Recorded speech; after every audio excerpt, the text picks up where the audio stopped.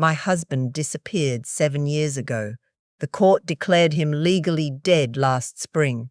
And 3 weeks ago, I found his wedding photo with another woman on Facebook.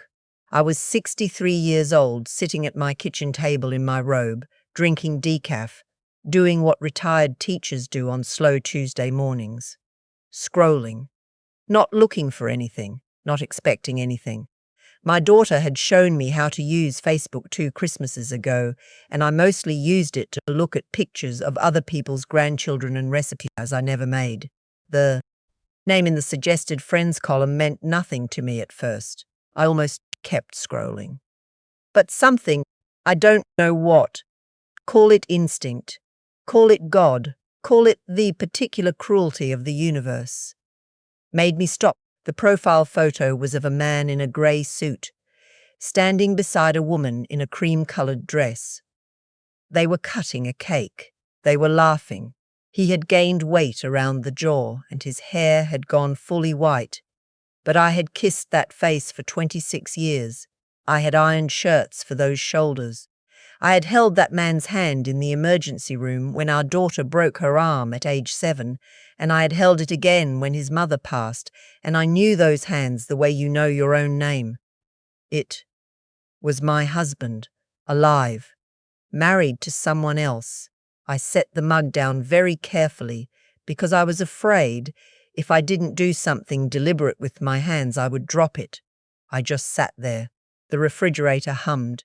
Somewhere outside a lawnmower started up. Normal sounds. The most ordinary Tuesday morning sounds you can imagine. And my entire life was rearranging itself into something I had no name for. His name on the profile was different. He had changed his last name, taken her name, apparently, but the first name was the same, Arthur. You don't change your first name when you're 60 years old. You don't think to. And so there he was, Arthur, smiling at me from inside a life I didn't know existed. I need to back up. Arthur and I met in 1989 at a church picnic in Columbus, Ohio.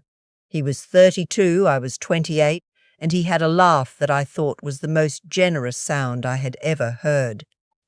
We got married 14 months later in a small ceremony at my aunt's house in Westerville. We had one daughter. We bought a house with a green front door on Fielding Avenue. I taught 4th grade for 31 years. He worked in logistics for a company that shipped manufacturing equipment across the Midwest. It was not a glamorous life. It was a good one, or I believed it was. In March of 2017, Arthur told me he had a 2-day conference in Indianapolis. He kissed me on the cheek that Thursday morning, said he'd call when he landed, took his rolling carry-on, and walked out the front door. He never called. By Friday evening, I had called his cell phone 40 times. By Saturday morning, I had called the conference hotel, and they had no record of his reservation. By Sunday, I had called the police, and they took my report and told me that most missing adults turn up within 72 hours, and that I shouldn't assume the worst. I assumed the worst. The next several months were a kind of madness I don't have adequate words for. There were detectives. There were credit card records that stopped abruptly. His last transaction was a tank of gas in Dayton, Ohio, on the morning he left. There were interviews with his co-workers, his friends, his brother in Atlanta. Nobody knew anything, or nobody said they did. His car was found in long-term parking at the Columbus airport, which suggested a flight, but there was no ticket purchased under his name on any airline out of Columbus that weekend. Cash. He must have used cash. The detective assigned to our case was a tired woman named Sharon, who called me every few weeks for about a year, and then called less and less. At some point, the calls stopped. The case was technically open. Nothing was happening. My daughter, who was living in Phoenix with her husband by then, wanted me to come stay with her. I didn't go. I couldn't leave the green door on Fielding Avenue because some part of me believed that if I left, Arthur would come back and I wouldn't be there. That sounds foolish when I say it now. It wasn't foolish then. It was survival. After 5 years, my daughter and her husband flew back to Ohio and sat down with me at the kitchen table and very gently explained that we needed to pursue a legal declaration of death. They had looked into it. In Ohio, after 5 years of unexplained absence with no contact and no evidence of life, a family member can petition the probate court.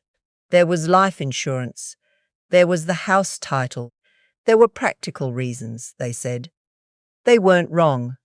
I petitioned the court. I sat in a wood-paneled room in downtown Columbus and told a judge that I had not heard from my husband in 5 years, 2 months and 11 days. The judge was kind. She signed the order. Arthur was declared legally dead on April 4th of last year. I went home and sat in the backyard in a lawn chair until it got dark, and I didn't cry, which surprised me. I thought I would cry. I think I had already done most of it. Then 3 weeks ago, Facebook, a Tuesday morning, a suggested friends column, a grey suit and a cream dress. I screenshot the photo before I let myself feel anything. I don't know why I did that first. Some teacher instinct for documentation, maybe. Keep the evidence. Then I clicked through to the profile. It was private. I could only see the profile photo and the cover photo, which was a landscape picture of mountains I didn't recognize. The location listed was Flagstaff, Arizona. He had friends listed, 60 some of them, and one of them was public enough that I could see her name, Ruth Ann Holloway Park. I wrote that name down on the notepad I keep next to the phone. Old habit. Then I called my daughter. She didn't pick up. It was still early in Phoenix, just past 7 her time. I sat with the phone in my hand and looked at the screenshot and thought, what do I actually know? I know a man who looks like Arthur is alive and married and living in Arizona. I do not know for certain it is Arthur. I have not spoken to him. I have not heard his laugh. I might be looking at a stranger with a similar face and a similar build and the same first name, and I am building a disaster out of a coincidence. So I did what I used to tell my 4th graders to do before they concluded anything. I looked for more evidence. Ruth Ann Holloway Park's profile was more open. She was a real estate agent in Flagstaff. She had a business page. She had photos, lots of them. Listings, mostly, and some personal ones mixed in. A Christmas photo from 2 years ago. A living room, a decorated tree, a man in a red sweater standing beside her with his arm around her shoulders. I made myself look at it for a long time. Same jaw, same way of standing, slightly forward on the left foot, always like he was about to say something. Same hands. I used to tease him about his hands, about how they were too big for the rest of him, how he knocked things over in department stores. It was Arthur, I was certain, and then I noticed the date on the photo, December 2022, which meant that while I was in that wood-paneled courtroom telling a judge my husband had been missing for 5 years, my husband was decorating a Christmas tree in Arizona with another woman. My daughter called me back at 8:15. I answered and couldn't speak for a moment, and she said, "Mom, what's wrong?" in the voice she has used since she was about 12 years old, the voice that means she's already worried.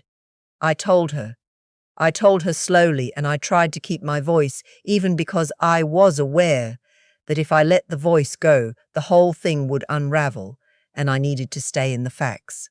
When I finished, she was quiet for a long time. "Mom," she said, "are you sure?" "I'm sure." Another silence. "Okay," she said. "Don't do anything yet. Let me call Curtis." Curtis is my son-in-law. He's an attorney, law mostly, knows enough to know who to call when he doesn't know the answer. I waited. I made a second cup of decaf I didn't drink. I looked at the screenshot on my phone. I thought about all the things I had believed over the past 7 years. That Arthur was dead. That he had perhaps wandered into some kind of breakdown. That maybe there had been an accident no one connected to him. that maybe someone had hurt him, and I understood that I had spent 7 years grieving a man who was very much alive and simply did not want to be found. That's a particular kind of grief, I think. Worse than death, maybe, though I'm not sure that comparison is fair to people who have lost someone to death. It's a grief with no flaw. With death, you know the shape of what you're mourning. With this, I was mourning an entire version of my life that turned out to be a performance. I didn't know how deep that went. I didn't know when it had started. Curtis called me back at 10:30. He had spoken to a colleague who specialized in cases involving missing persons and fraud. What Arthur had done, if it was Arthur, potentially constituted criminal fraud in multiple forms: abandonment, possible fraud against the life insurance company, and deliberate evasion of legal obligations. The life insurance had paid out, I should mention, not a fortune, $250,000, but I had used most of it to pay off the mortgage, which now had a different kind of meaning. "You need to be careful how you proceed," Curtis told me. "Do not contact him. Do not contact the woman. Do not post anything on social media." "Let us handle this," I said I understood. I did not feel like I understood anything. What I felt sitting in my kitchen in my robe at 10:30 in the morning with a cold cup of decaf in front of me was something I'm still not sure I have the right word for. It wasn't rage, though rage was part of it. It wasn't grief, though that was there too. It was something closer to clarity, like a glass that had been cloudy for 7 years, had suddenly been rinsed clean, and I could see through it for the first time. And what I saw was not what I had imagined. I had imagined in my softer moments that Arthur had suffered something, a mental break, a crisis of some kind. I had given him that charity because I am a person who tends toward charity, and because it was easier to believe he was lost than to believe he had left. He hadn't been lost. He had packed carefully. He had planned. He had driven to Dayton, bought a tank of gas with our joint debit card for the last time, and then switched to cash. He had gotten on a plane. We eventually confirmed this. Curtis's colleague tracked it down, under a name that was his middle name and his mother's maiden name. He had built a whole other life in Arizona while I filed missing persons reports and visited a grief counselor and sat in a courtroom and asked a judge to declare him dead. The cruelty of that specificity. That's what kept me up the first 2 nights after I found the photo. Not the betrayal itself, but the precision of it. Curtis's colleague, working with a private investigator out of Phoenix, confirmed within 10 days that the man in Flagstaff was Arthur. Full name, social security number. They didn't tell me how they confirmed it, and I didn't ask. He was living as Arthur Holloway now, his wife's last name. He had been in Arizona for at least 6 years based on property records. He had married Ruth Ann 4 years ago, which made his marriage to her bigamous, which Curtis explained to me was a criminal offense in Arizona, as it is in Ohio. He had not divorced me. He had simply left and then disappeared into another name in another state. I want to say that I had some dramatic reaction to all of this, that I screamed or threw something or drove to the airport with a plan. I didn't. I sat with it. I sat with it for a long time, the way you sit with a diagnosis that changes things but doesn't change everything, the way you figure out what you can carry and what you have to set down. What I had to set down was the idea that my marriage had been what I thought it was. 26 years. I couldn't go back and test every moment for falseness. That way leads somewhere I wasn't willing to go. I chose to believe that some of it was real, that the man who held my hand in the emergency room when our daughter broke her arm was present in that moment, that some of it counted. Maybe that's foolish, it's what I chose. What I could carry was my daughter, my home, my 31 years of 4th graders who are grown now and occasionally send me Christmas cards, My garden, my book club, my retirement, my life. Curtis filed the necessary paperwork. The Ohio Attorney General's office was notified of potential insurance fraud. Arizona authorities were contacted regarding the bigamy. I am told that Arthur, or Arthur Holloway, as he now calls himself, was served with legal papers at his real estate office in Flagstaff on a Wednesday morning in front of 2 colleagues and a client. I was not there for that. I was in my garden, pulling weeds around the hydrangeas, which was probably better for my blood pressure. His wife, Ruth Ann, hired her own attorney within the week. I don't know what she was told or when she found out. I have thought about her more than I expected to. She didn't know. I feel reasonably certain she didn't know.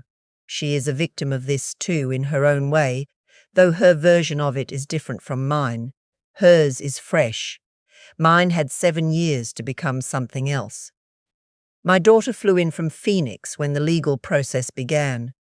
She stayed for 3 weeks. We went through the house room by room and she helped me decide what I wanted to change and what I wanted to keep. I repainted the front door. The green had always been Arthur's choice. I painted it red, which I had always wanted, and which made the whole front of the house look completely different and also exactly right. There were people in my life who, once they knew the story, wanted me to perform a particular kind of anger, a visible, dramatic, satisfied sadist rage. They wanted a scene. What did I say to him? What did he say to me? I understand the impulse. There's a story people want from this. The confrontation, the reckoning, the moment where the wronged woman gets to look the wrongdoer in the eye and say her piece. I chose not to give him that. I chose not to speak to him at all. I had nothing to say to Arthur that the state of Ohio and the state of Arizona could not say more effectively. My lawyer communicated on my behalf. My silence was deliberate and complete, and it was, for me, the most powerful thing I could have done, because it meant that he, and the curiosity he had about my reaction, which I am certain existed, got nothing. Not a word. Not a look. Nothing. I am not a person who has ever been good at nothing. I was always the one who needed to understand, needed to process aloud, needed to have the conversation. 31 years of teaching will make you a talker. You explain things. You work through them out loud. This time I was quiet. I worked through it alone, and with my daughter, and with my pastor, and with the very good therapist I started seeing in November of last year, who, when I told her the full story, sat back in her chair and said, simply, "That's a lot to carry," which was the most useful thing anyone said to me through all of it. It was a lot to carry, and I carried it, and I set down the parts that were too heavy, and I kept going. The legal process is ongoing. I'm told these things take time and that I should not expect quick resolution. I've made my peace with that. I am 63 years old and I have learned that almost nothing resolves quickly, and that the things that matter most, grief, healing, rebuilding, do not move on a court calendar. What I know is this: my name is my name. My house has a red door. My daughter calls me every evening at 8 o'clock, Phoenix time, which is 10 my time, and we talk for 20 minutes about nothing in particular, and those 20 minutes are the best part of every day. I have a hydrangea bush in the back garden that is about to bloom for the 4th summer without Arthur. I teach a reading workshop on Wednesday mornings at the public library for adults learning English, which I started doing 2 years ago because I needed somewhere to put my teaching and someone to give it to. I do not know how Ruth Ann Holloway Park is doing.